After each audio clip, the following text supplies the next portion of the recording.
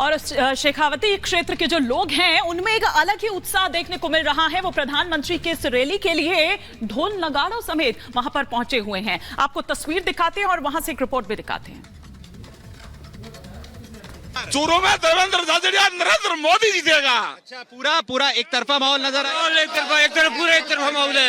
तरफा माहौल है पूरा एक तरफा।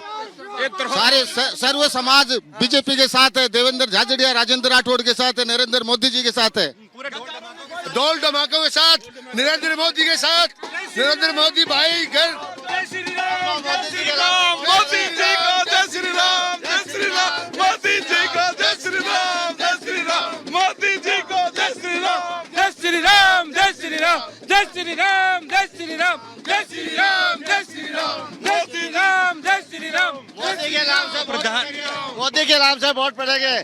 दिल खोल के वोट दे रहे सारी जनता, ये नहीं सब वार्ड मिला, हर गरीब को शौचालय मिला, हर गरीब को उज्ज्वला योजना गैस सिलेंडर मिला, पक्की छत मिली, बिजली का ढाणी में कनेक्शन मिला। मोदी जी से कोई दूर नहीं है। 400 पार। हाँ, मोदी जी जिंदाबाद। 4 लाख वोटों से जीत होगी, 4 लाख वोटों से। अब की बार 400 पार। नरेंद्र मोदी जिंदाबाद।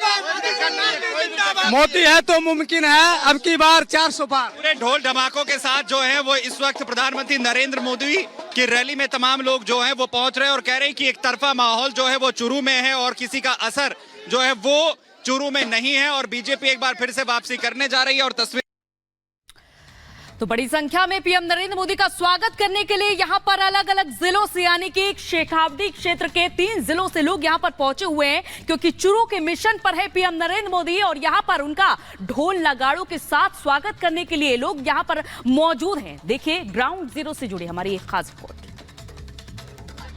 चूरू में आज प्रधानमंत्री नरेंद्र मोदी पहुंच रहे हैं, उन्हें समर्थन करने के लिए बड़ी संख्या में महिलाएं भी यहां पर पहुंच रही हैं। जरा उनसे बात करते हैं, क्या कहना चाहते हैं प्रधानमंत्री मोदी आज चूरू में आ रहे हैं?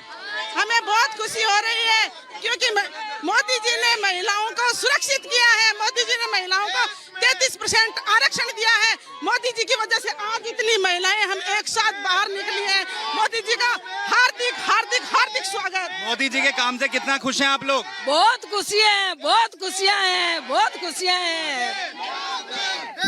प्रधानमंत्री नरेंद्र मोदी को लेकर जिस तरीके से जोश है वो महिलाओं में काफी हद तक नजर आ रहा है। पीएम मोदी आ रहे हैं, खुशी है आज? जी बहुत खुशी है, हमें सबसे ज्यादा खुशी है आज हम देखने के लिए बहुत सारी पूरी सभी महिलाएं हैं। पीएम मोदी का काम पसंद है? बिल्कुल बहुत पसंद है, हमें बहुत पसंद है और हम यही आशा करते हैं कि बार बार आए और मोदी जी आए और हमारे देश को ऐसे ही आगे बढ़ने का गौरवित मौका मिले। बहुत अच्छे लगते हैं, बहुत अच्छे लगते हैं मोदी जी का। इस बार चूरू में कौन जीत रहा है? बीजेपी? बीजेपी जीत रहे। कौन जीत रहा है चूरू में इस बार? चूरू में कौन जीतेगा? नरेंद्र झाझड़िया। अच्छा, बीजेपी को लोग वोट करेंगे इस बार? Yes ma'am, BJP. Modi ji पसंद है? बहुत पसंद है, बहुत पसंद है। मोदी जी को ही पसंद करेंगे जब तक जिएंगे बढ़ तक ही। मोदी जी को आज रैली में किस लिए आए? मोदी जी को सुनने आए हैं? यस, मोदी जी को सुनने आए हैं। बहुत अच्छा लग रहा है। अभी तो आप बहुत जोर से नारे लगा रहे थे आप लोग। बहुत अच्छा लग रहा है, बहुत अच्छा लग रहा है। काम अच्छा लगता है मोदी जी का और बीजेपी का? अच्छा लगता है भैया, बहुत ज्यादा अच्छा लगता है, बहुत नहीं बहुत ज्यादा अच्छा। आज तो पूरे भगवा रंग में पूरी साड़ियां भी एक जैसी आप लोगों ने पहन ली, पूरी बताने की लग रहा है, बहुत अच्छा लग रहा है। साड़ी को पहन के बहुत ज्यादा खुशी हो रही है क्योंकि ये हमारे बीजेपी की साड़ी है और हमारे मोदी जी ने इसको हमें प्रोवाइड की हुई है। तो ये जो पूरा जन समर्थन है और महिलाओं की जो शक्ति है वो कैसे इस वक्त यहाँ पर रैली में देखने को मिल रही है। और आप देखेंगे खास बात ये है कि सभी जो महिलाएं हैं वो बिल्कुल पूरी तरह से एक ही तरीके का जो भगवा रंग है उसकी साड़ियाँ, बीजेपी का जिस पर जो है वो लोगो भी बना हुआ है, उस पर अपना समर्थन यहाँ पर जताने के लिए। और सबका ये कहना है कि प्रधानमंत्री मोदी ने महिलाओं के लिए जिस तरीके से तमाम काम किए हैं उससे वो पूरी तरीके से प्रभावित हैं और साथ ही इसीलिए वो यहाँ पर समर्थन करने के लिए अपना पहुंची हैं और एक बार फिर से बीजेपी चूरू में जीत दर्ज करने जा रही है। तो चूरू में आपने देखा लोगों में किस तरह का उत्साह देखने को मिल रहा है और ये तस्वीरें हम सीधी चूरू से ही आपको दिखा रखे हैं, उस मैदान से ही आपको दिखा रखे हैं जहां पर प्रधानमंत्री नरेंद्र मोदी मंच पर पहुंच चुके हैं। इस वक्त आप देख पा रहे हैं उनको सम्मानित किया जा रहा है, सम्मान दिया जा रहा है। तमाम महिलाएं भी इस वक्त वहां पर पहुंची हुई हैं। ये तस्वीरें इस वक्त सीधी हम दिखा रहे हैं। मुख्यमंत्री और थोड़ी ही देर में पीएम नरेंद्र मोदी का संबोधन भी होने वाला है, लेकिन उसके पहले ये जरा तस्वीरें देखें। मंच पर पीएम नरेंद्र मोदी मौजूद हैं, यहां पर उनका देखिए स्वागत किया जा रहा है। और लेकिन बड़ी संख्या में यहां पर पहुंचे हुए हैं लोग 3 जिलों से, जाहिर तौर पर चुरू, झुंझुनू और सीकर, जो कि शेखावटी क्षेत्र में आते हैं। और इस बार बीजेपी की पूरी कोशिश है कि इस क्षेत्र में अपनी मजबूत पकड़ बनाई जाए और फिर से 2019 के उस नतीजे को दोहराया जाए। हालांकि इस बार देखा जा रहा है कि राहुल कासवा, जो कि चुरू से प्रत्याशी थे, 2 बार के प्रत्याशी थे, लेकिन उनका टिकट काटकर फिलहाल इस बार देवेंद्र झाझड़िया को दिया गया है। और राहुल कासवा, जिन्होंने इस सीट को बीजेपी के खाते में डाला था, हिमानी, वो अब कांग्रेस के साथ हैं। इस बार वो कांग्रेस के साथ चले गए हैं और इसीलिए ये माना जा रहा है कि ऐसे में आसान नहीं होगा देवेंद्र झाझड़िया के लिए। और लेकिन प्रधानमंत्री जब वहां जाते हैं तो यह कहा जाता है कि हवा जो है वो एकदम बदल देते हैं। तो ये जो इस वक्त तस्वीरें हम यहां पर आपको दिखा रहे हैं, कासवा भले ही कांग्रेस के पाले में चले गए हों, लेकिन अब किस तरह से ये मुकाबला देखने को मिलेगा, ये देखने वाली यहां पर बात होगी। क्योंकि जहां तक अगर बात की जाए कांग्रेस की, तो वहां पर भागम भाग मची हुई है। वहां पर चला चली की जो बेला है वो थमने का नाम नहीं ले रही है। एक एक कर तमाम जो वरिष्ठ नेता हैं उनका दर्द सामने आ रहा है, उस दर्द को बयां कर रहे हैं। और ऐसे ही कांग्रेस के एक और वरिष्ठ नेता, अगर हम हरीश रावत की यहां पर बात करें, तो उनकी ओर से यह कहा गया चुनाव में कांग्रेस को जिस तरह से सक्रिय नजर आना चाहिए वो उस तरह से सक्रिय नजर नहीं आ रही है। बीजेपी सत्ता में होने के बाद भी एकदम एक्टिव है, सक्रिय है वो, जबकि सत्ता में हटाने का काम अगर आपको करना है, सत्ता से हटाने का काम बीजेपी को, तो आप उस तरह से एक्टिव नजर नहीं आ रहे हैं, जबकि आपको और ज्यादा सक्रिय होना चाहिए। हाँ, हमको जब तक सत्ता के लिए भूख पैदा नहीं करेंगे अपने अंदर, हमारा स्थान बीजेपी ने ले लिया है हर स्तर पर। कोई राष्ट्रीय स्तर की बात या प्रांतीय स्तर की बात नहीं है, गांव के स्तर पर भी, मोहल्ले के स्तर पर भी उनके कार्यकर्ताओं ने हमारा स्थान ले लिया है। जब तक हम उनको उस स्थान से पदच्युत नहीं करेंगे, उनको हटाएंगे नहीं, तो हम कैसे अपने मोहल्ले के नेता हो पाएंगे, अपने गांव के नेता हो पाएंगे, अपने ब्लॉक के नेता हो पाएंगे। तो देखिए, राजस्थान में जहां एक और सियासी पराहाय है, बीजेपी का आरोप है कि हार के डर से कांग्रेस में भगदड़ जैसे हालात हैं। और बीजेपी नेताओं का दावा है कि गुटबाजी की वजह से कांग्रेस नेताओं ने पहले ही हार मान ली है। ये रिपोर्ट देखिए।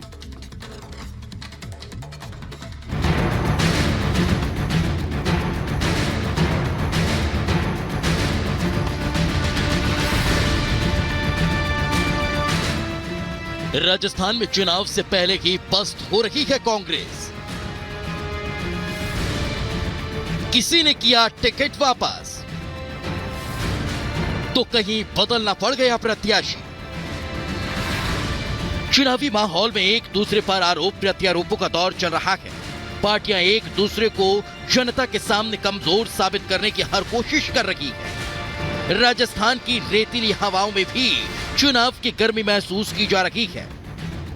राजस्थान के चुनावी मैदान में कांग्रेस और बीजेपी आमने सामने हैं। देश भर में कांग्रेस की हालत खस्ता है। इसका असर राजस्थान में भी दिख रहा है। कांग्रेस के कुछ उम्मीदवारों ने चुनाव लड़ने से इनकार कर दिया, तो कुछ सीटों पर उसे प्रत्याशी बदलना पड़ा। अब बीजेपी ने इसे चुनावी मुद्दा बना लिया है। राज्य के सीएम भजनलाल शर्मा ने आरोप लगाया कि कांग्रेस के नेता चुनावों से पहले ही मैदान छोड़ रहे हैं। कांग्रेसियों में से तो राम जी निकल गए।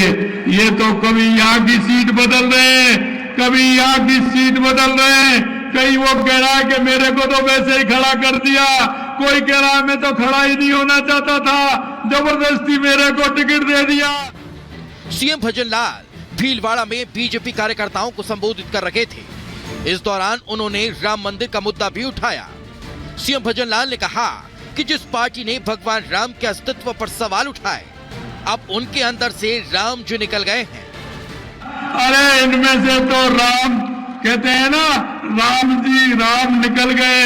ये तो बिल्कुल राम निकल नहीं थे। जिन्होंने राम जी को नहीं मान रहे, उनका राम तो निकलेगा ही। आपको बता दें कि राजस्थान की 25 सीटों पर 2 चरणों में 19 और 26 अप्रैल को मतदान होना है। लेकिन चुनाव से पहले ही कांग्रेस में टिकटों को लेकर घमासान मचा था, इसलिए कुछ सीटों पर उसे प्रत्याशी बदलना पड़ा। जयपुर सीट पर ऐलान के बाद प्रत्याशी बदलना पड़ा।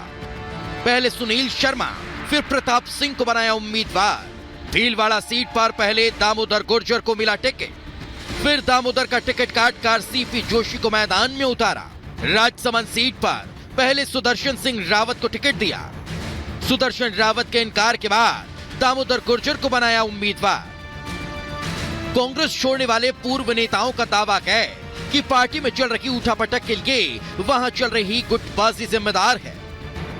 5 लॉबी चल रही है। वो 5 लॉबी एक पॉलिटिकल ताकत एग्जर्ट करने के लिए तो काम करते हैं, उसमें लूटपाट भी हो रही है। भाजपा सत्तारूढ़ दल होते हुए भी सक्रिय है और हम उस अपेक्षा में सक्रिय नहीं हो पा रहे। हमको उनसे ज्यादा सक्रिय होना चाहिए क्योंकि हमको उनको अपने स्थान से हटाना है। तो किस तरह हम ये हर किसी को अपने मन में सोचना है और उसके लिए कोई ऐसा थोड़ी है कि कोई एक बूटी हो और बूटी हम वो कर ले। उसकी एक ही बूटी है कि हमको अपना स्थान, जो हमारा स्थान था जिसे भाजपा ने ले लिया, उस स्थान को ग्रहण करना है, उसको प्राप्त करना है। राजस्थान कांग्रेस में भी कुछ ऐसा की माहौल है। पूर्व सीएम गहलोत अपने वफादारों के लिए लॉबिंग कर रहे हैं, तो सचिन पायलट का गुट अपने वफादारों के लिए काम कर रहा है। पिछले 2 लोकसभा चुनाव में राजस्थान से कांग्रेस का एक भी उम्मीदवार नहीं जीता था। राज्य में इस बार भी कड़े मुकाबले की उम्मीद है। Bureau report, Republic Bharat.